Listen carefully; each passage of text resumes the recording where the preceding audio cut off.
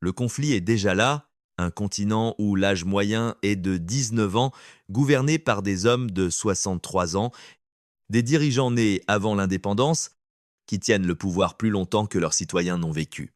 Des présidents qui ne quitteront jamais leur palais, parce qu'ils ne savent plus exister sans domination. Ce n'est pas une crise économique, c'est une crise de génération. Quand un homme de 80 ans dirige une nation d'adolescents, l'avenir devient une fiction. Le pouvoir ne sert plus à construire, il sert à durer. Ibrahim Traoré surgit dans cet espace comme une fracture. 37 ans, président du Burkina Faso, et dans les standards africains, presque un enfant, mais ce n'est pas l'âge qui choque. C'est ce qu'il refuse, 500 $ par mois. Le même salaire qu'un capitaine. Refus d'un revenu présidentiel de 76 000 $, pas par émotion, par stratégie. Parce qu'un dirigeant qui ne peut pas être acheté, ne peut pas être contrôlé, parce qu'une nation où les enfants ont faim ne peut pas accepter que ses élites s'enrichissent. Et pendant ce temps, les dinosaures restent au bien. 45 ans de règne, bien. 42 ans de pouvoir. Museveni, 39 ans et une constitution taillée pour l'éternité. Chaque décennie qu'il s'accroche, une génération disparaît. Chaque année qu'il vole, partir devient normal. Et qu'enfuir devient normal. Le continent se vide. Ce n'est pas seulement une histoire d'hommes. C'est un système où l'ancien monde refuse de mourir. La question est simple. Si cette jeunesse accepte encore le silence, alors l'Afrique appartiendra aux fossiles. Ils disent que l'Afrique est pauvre, mais ce texte révèle autre chose. L'Afrique n'est pas pauvre. Elle est pillée parce que la vraie fuite n'est pas celle des jeunes vers la Méditerranée. La vraie fuite, c'est celle des milliards vers Paris. Genève, Malibu, Tsuri. Quand Obiang possède une fortune de 600 millions dans un pays où les gens vivent avec moins de 2 $ par jour, ce n'est pas une dérive, c'est une architecture. Quand Biya gouverne depuis des hôtels suisses, ce n'est pas une anecdote, c'est un signal. Le pouvoir africain, dans sa forme la plus ancienne, ne dirige pas. Il extrait, et chaque président qui reste 40 ans transforme l'État en coffre-fort privé. Ce que Traoré expose n'est pas une critique morale. C'est une équation. Quand le pouvoir devient une propriété, la nation devient une prison. Et le plus violent, c'est la normalisation. Quand un dirigeant change la constitution pour rester, alors rester devient acceptable. Quand un clan prépare son fils à succéder, alors la République devient dynastie. Quand l'opposition est écrasée, alors le futur devient interdit. Ce n'est pas seulement une génération de vieux hommes, c'est une continuité de confiscation. Et ce contraste est calculé. Traoré insiste, je ne l'ai pas planifié. Il refuse l'idée du politicien comme prédateur. Il construit l'image inverse, la responsabilité comme charge. Pas comme récompense, pas un héros, un symptôme. Le symptôme que quelque chose se fissure, les jeunes ne regardent plus les palais avec respect. Ils les regardent comme des tombeaux. Et un continent jeune, gouverné par des fossiles, ne peut pas rester stable. Soit il se réveille, soit il explose. La question n'est plus qui gouverne. La question est combien de générations faudra-t-il encore sacrifier avant que l'Afrique cesse d'être dirigée par des hommes qui ne verront jamais le futur qu'ils décident, parce que ce récit ne parle pas seulement du présent, il parle de ce qui arrive quand le vol devient structure. Chaque milliard détourné n'est pas un chiffre. C'est une école qui n'existe pas, un hôpital sans médicaments, une route jamais construite, un avenir amputé. Quand Traoré énumère ses fortunes, 600 millions, 200 millions, 20 milliards. Il ne fait pas du sensationnel. Il verrouille le débat, parce qu'une fois que le pillage est nommé, il ne peut plus être ignoré. Et c'est là que la tension monte. Car si les jeunes meurent en mer, ce n'est pas parce qu'ils haïssent l'Afrique. Ils fuient ce que l'Afrique est devenue sous des présidences éternelles. Ils ne quittent pas un continent. Ils quittent une capture. Le système est simple. Les vieux dirigeants volent. Les jeunes paient. Puis ils partent, et quand partir devient la norme, rester devient une condamnation. C'est pour cela que Traoré introduit Sankara, pas comme une légende. Comme une preuve, un président avec une Renault 5, un compte bancaire à 350 $, ce n'est pas de la nostalgie. C'est une accusation. Parce que Sankara démontre une chose insupportable, le leadership africain n'a jamais eu besoin d'être un vol. Ils l'ont tué pour cela. Ils l'ont tué parce qu'il exposait les autres, parce qu'il faisait honte au système entier. Et Traoré comprend cette règle dans un continent où la corruption est institutionnelle. L'intégrité devient révolutionnaire. Ce n'est pas un accident qu'il répète son salaire et 500 dollars n'est pas un détail. C'est une arme narrative parce qu'un dirigeant pauvre en apparence devient riche en menaces. Il menace tout ce que les dinosaures ont normalisé. Il menace la logique du pouvoir comme butin. Il menace la tradition du président roi et plus profondément, il menace l'habitude la plus dangereuse, l'idée que rien ne peut changer. Mais voici la pression du futur. Si cette figure est acceptée, alors la jeunesse exigera plus. Si elle est écrasée, alors le continent apprendra que l'espoir est interdit. Si le silence continue, alors les dinosaures gagneront par inertie. Dans tous les cas, le prix sera immense. Parce qu'une Afrique jeune ne peut pas rester éternellement gouvernée par des hommes qui s'accrochent comme si la nation leur appartenait. Le moment de bascule arrive quand ce récit cesse d'être burkinabé, quand Traoré apparaît au Ghana en janvier 2025. Ce n'est pas une visite diplomatique. C'est un révélateur, une foule qui explose. Des jeunes qui scandent son nom plus fort que celui de leur propre dirigeant, ce n'est pas du charisme. C'est un signal continental. Parce que ce que les jeunes acclament ment, ce n'est pas un homme, c'est une possibilité. La possibilité que l'Afrique n'ait plus besoin d'attendre que les dinosaures meurent, et c'est exactement ce qui terrifie les anciens régimes. Car chaque applaudissement est une fracture. Chaque chant est une prophétie. Les vieux présidents comprennent immédiatement. Ce n'est plus une question d'élection, c'est une question d'obsolescence. Ils voient dans ces visages jeunes non pas une admiration, mais une impatience, et l'impatience, en politique, est plus dangereuse que la haine. Traoré le dit sans le dire, la jeunesse n'est plus silencieuse. Elle regarde. Elle les compare. Elle mesure un président qui refuse l'argent, un autre qui achète des villas, un dirigeant qui dort avec ses soldats, un autre qui gouverne depuis Genève. C'est contrasté, n'est-ce pas moral? Il est stratégique, parce que quand une génération commence à distinguer servir de régner, le système entier vacille, et la montée est irréversible. Quand la jeunesse comprend que son poids démographique est une arme, elle cesse de demander la permission. Mais voici le danger. Si les dinosaures refusent de partir, ils ne partiront pas doucement. Ils changeront les constitutions. Ils renforceront la répression.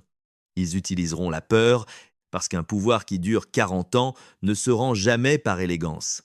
Il se rend par contrainte. Alors la question devient plus large que Traoré. Ce mouvement n'est pas une biographie, c'est une poussée historique. Si cette poussée trouve des institutions, l'Afrique change. Si elle rencontre seulement des murs, l'Afrique brûle, parce qu'une génération de 19 ans n'acceptera pas éternellement d'être gouvernée comme une foule d'enfants. Le futur n'attend pas, il arrive. Et ceux qui ne lâchent pas le pouvoir deviendront les fossiles de leur propre chute. C'est ici que le récit dépasse la colère. Il devient une pression historique, parce que la question n'est plus « Traoré est-il différent ?» La question est « Que se passe-t-il quand un continent entier commence à croire que la différence est possible ?» Car le système africain ancien repose sur une illusion fondamentale, le peuple doit attendre. Attendre que le président vieillisse, attendre que le dictateur tombe malade, attendre que la mort règle ce que la politique refuse. Mais une jeunesse de 19 ans ne peut pas attendre 50 ans, et lorsque l'attente devient insupportable, la stabilité devient impossible. Traoré le comprend, le pouvoir n'est pas seulement un poste, c'est un symbole. Un président payé 500 dollars n'est pas un sacrifice romantique, c'est un message froid, je ne suis pas dans le même jeu, parce que celui qui ne peut pas être acheté échappe au contrôle des réseaux classiques. Et c'est là que l'ordre ancien tremble. Les dinosaures ont construit un monde où chaque décision a un prix. Chaque contrat est une rente. Chaque mandat est un coffre, mais si un acteur surgit hors de cette logique, alors tout le système perd sa langue. Comment corrompre quelqu'un qui refuse même son propre salaire officiel? Comment intimider quelqu'un qui dit déjà qu'il partira? C'est pour cela que ce récit n'est pas seulement inspirant. Il est dangereux, il force un choix. Si l'Afrique accepte que le leadership soit un service, alors les palais deviennent indéfendables. Si elle rejette cette idée, alors elle condamne sa jeunesse à l'exil permanent. Et si elle reste silencieuse, alors le vol devient la culture officielle. Chaque scénario a un prix. L'acceptation ouvre une révolution générationnelle. Le rejet ouvre une répression accrue. Le silence ouvre une lente extinction. Et derrière tout cela, une vérité brutale. Les vieux dirigeants ne gouvernent pas seulement avec des armes. Ils gouvernent avec le cynisme appris. Ils ont habitué les populations à penser que tout est sale, que tout leader finit voleur, que l'espoir est naïf. C'est leur victoire la plus profonde. Traoré attaque précisément cela, pas en promettant un paradis, mais en détruisant l'excuse, parce que dès qu'un seul dirigeant refuse la logique du pillage, tous les autres perdent leur alibi. Et c'est pourquoi Sankara revient toujours comme fantôme, non comme saint. Comme rappel insupportable, l'Afrique a déjà vu un autre chemin. La question maintenant est violente. Cette génération va-t-elle construire des institutions ou seulement produire de nouveaux martyrs? Parce qu'un continent jeune peut devenir la plus grande force du monde, ou sa plus grande tragédie. Et les dinosaures le savent. Ils ne se battent pas pour gouverner. Ils se battent pour retarder l'inévitable. Mais l'inévitable arrive toujours. À ce stade, le récit ne parle plus d'un homme. Il parle d'un mécanisme. Traoré devient secondaire. Le système devient central, parce que le vrai problème n'est pas l'âge. Cesse la possession. Quand un président se comporte comme propriétaire de l'État, la République meurt avant même que le dirigeant tombe. Et c'est là que l'Afrique est piégée. Des nations jeunes, mais des pouvoirs fossilisés. Des populations immenses, mais des institutions confisquées.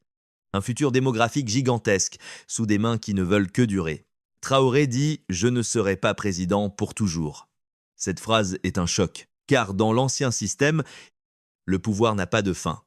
Il a seulement des funérailles. Et c'est précisément ce qui transforme les palais en tombeaux. Mais le danger est double, car si un jeune leader ouvre la brèche, deux forces apparaissent immédiatement, l'espoir et la récupération. Les régimes anciens sauront imiter le langage du renouveau, ils sauront se déguiser en modernité, ils sauront produire des jeunes visages sans changer la logique. C'est ainsi que les dinosaures survivent en apprenant à parler comme leurs successeurs.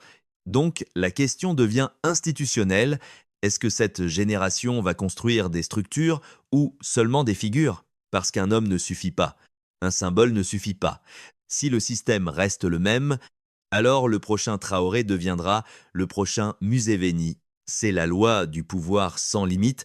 Mais si la jeunesse comprend que la vraie bataille est celle des règles, alors le continent change de trajectoire. Terme limite, transparence.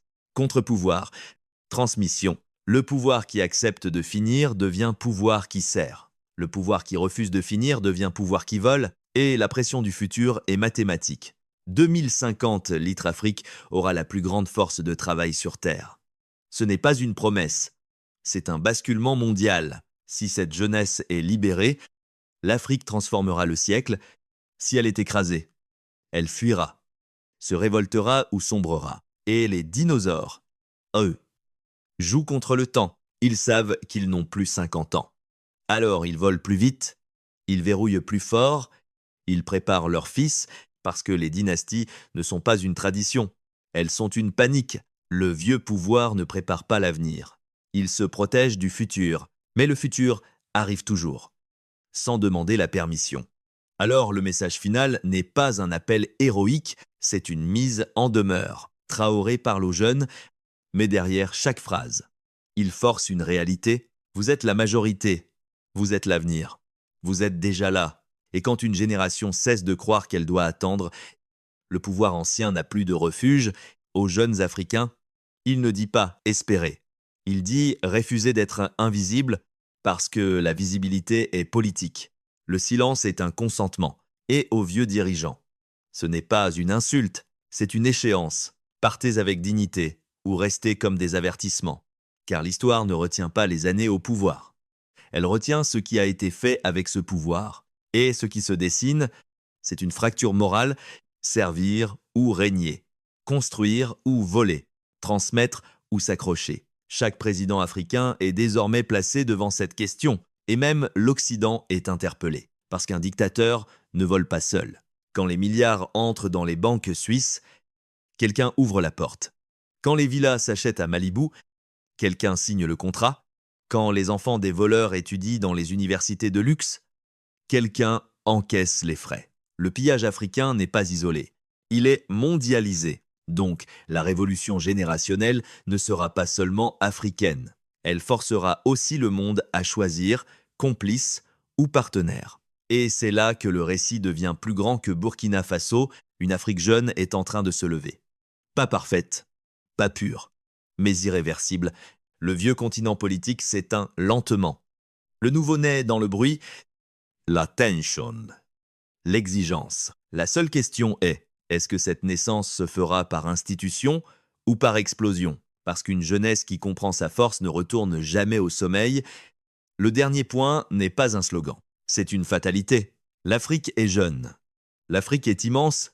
L'Afrique est déjà le futur du monde. Et pourtant, ce futur a été retenu comme un otage, par des hommes qui confondent gouverner et posséder, par des régimes qui transforment la nation en héritage personnel, par des dinosaures qui ne savent vivre qu'en restant, mais les dinosaures ont une loi unique. Ils disparaissent, ils peuvent retarder, ils peuvent réprimer, ils peuvent voler encore, mais ils ne peuvent pas arrêter le temps. Traoré, dans ce récit, n'est pas la solution.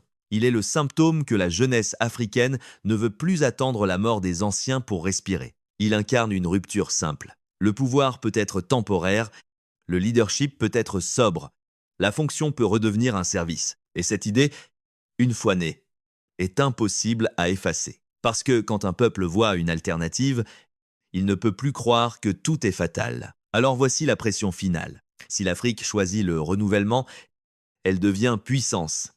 Si elle accepte la continuité, elle devient cimetière de génération. Si elle reste immobile, elle devient exportatrice de ses enfants. Chaque option a un prix, et ce prix se paiera dans les décennies à venir. Le vieux système veut des statuts. La jeunesse veut des routes. Les dinosaures veulent l'immortalité. La nouvelle génération veut un futur habitable. Le continent est à un carrefour, pas de discours, pas de MIF, un choix. Parce que l'histoire ne demande pas si le changement est confortable. Elle demande seulement qui aura le courage de laisser le pouvoir, avant que le pouvoir ne devienne la tombe du pays.